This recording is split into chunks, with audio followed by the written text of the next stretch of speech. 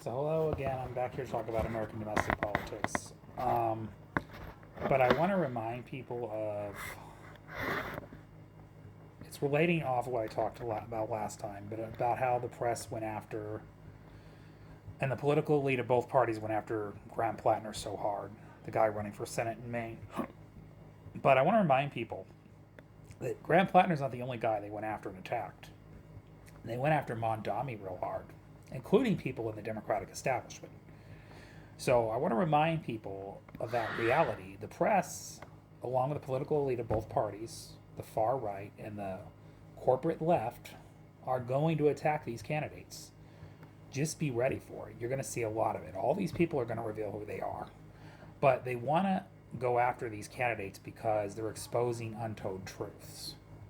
They see these people as a threat to the institutions. They see these people as a threat to the status quo because they understand that a bunch of political outsiders getting elected to office would be a threat to their power structure. That's just the truth. So, beyond just personal preferences, racial and religious biases, there's more to the attacks than that. Now, you will notice the media will go after different candidates in different ways based on what they represent, based on their identity, based on their religion, based on their race, based on what their background represents. So, you've seen how the press went after Plattner. It's more like the way they went after Bill Clinton. It's about his personal life, it's about his morale, it's about this, it's about that, you know. Oh, he's one of those pro-bro candidates. He's a closet racist. He's all these things, you know. He's anti-woman. This is how the elite are going to go after Graham Plattner. You're going to see a lot of this, okay? You're going to see how they went after Mondami. It's going to be more like they're going to question him about his religion. They're going to question him about his stance on Israel. They're going to say, oh, he's pro-Palestine. He's anti-Israel, so he has to be anti-Semitic. We saw these attacks.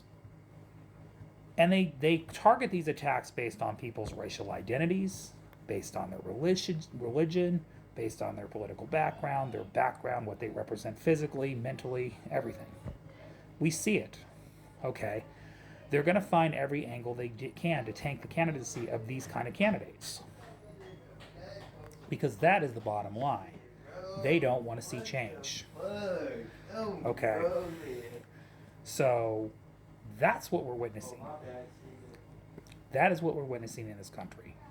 They're going after people that want to fight for change. And that's what the press will continue to do. Now, but I want to remind the press, it doesn't work. I welcome you to continue doing it. I really don't care personally.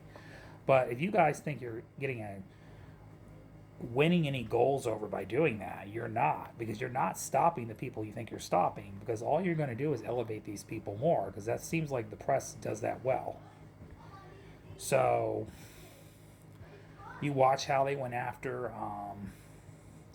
Abdul Saeed in the Michigan Senate race in the Democratic primary. You saw how that backfired. Now he's the front runner in the race for U.S. Senate for the Democratic ticket. And I want to remind people there were a lot of prominent candidates running in that race. You have Haley Stevens, who's backed by every corporate entity in the Democratic Party and donor class. You know, obviously backed by the DCCC, Chuck Schumer. You know, all the other corporate PACs. Okay, big name. She's a fairly well-known congresswoman in Michigan. As I want to remind people, she was also when they had to draw a district out in Michigan. She also was pitted against a progressive candidate named Andy, I think it was Andy Carlson or something, who was a very progressive, pro-peace incumbent Democratic representative who the powerful elite used Haley Stevens as a foil to get him out of office, which she's basically the corporate's favorite Democrat. And they used her. They spent a lot of money against him to get Andy Levin. They unseated Andy Levin by using Haley Stevens to run against him. And she's the pro-corporate, pro-institutional candidate. Well, then you also got Mallory McMoore, who I'd argue is more in line with majority of the Democratic base, or the past Democratic base, as far as I know. She's more like an Elizabeth Warren Democrat. And for a while, she was in the front runner seat in the Senate primary. Okay. And I knew she was going to have a pretty good run because she's very well known. She got a lot of press coverage back in 2018 or 2020 when she's running for re-election for a state Senate seat because Republicans tried to smear her.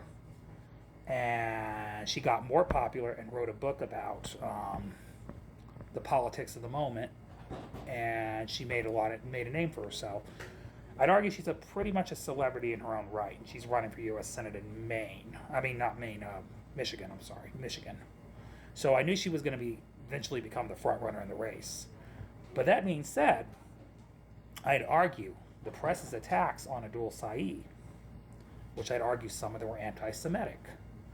Also, Mallory McMoore had her hands in that.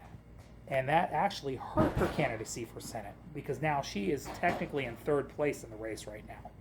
When I remind people, for 3 months straight, she was the front runner. All right. Abdul Saeed is now leading the pack. So her attacks on Abdul Saeed backfired because of his ties to Hassan Piker, who's a very famous YouTuber on the left. Okay. I mean, like I said, did that pay off? I would say it didn't. Unless she wanted to help Abdul Saeed win, which I'd argue he's now winning, this likely going to win the Democratic Senate primary. I could be wrong. The outcome could change again. But it's looking pretty good for Abdul Saeed, which I'd argue, as far as I'm concerned, he's the best candidate because he actually takes stances and don't apologize for them. And we need more leadership with integrity. So that being said, but be ready. The press will come hard for these candidates. You will see a lot of money spent against them by corporate institutions, especially by AIPAC, Wall Street, crypto exchange corporations, all kinds of stuff, crypto money, Wall Street money, all this shenanigans, pro-war money. You're going to see a whole bunch of corporate elites and institutions come after these candidates like a bulldozer. You're going to see the far right come after them. You're going to see the corporate right and the corporate left also come after these kind of candidates and give you the BS unity ticket kind of vote. We need to vote for the more bipartisan candidate. Yeah, and I just tell people, keep your eyes open for that. And just know that you need to learn to see through their BS because they want to keep the status quo in place. That's the point. They don't want people that are running, exposing the truth about how corrupt our system is and what we need to do to change it. Because they don't want the change. They want to continue down this rabbit hole as long as they maintain their wealth and their power. And that's the bottom line here. And that's all I want to tell everybody here. So, anyways, y'all have a great night. Y'all have a great day. Bless y'all. Love y'all. Goodbye.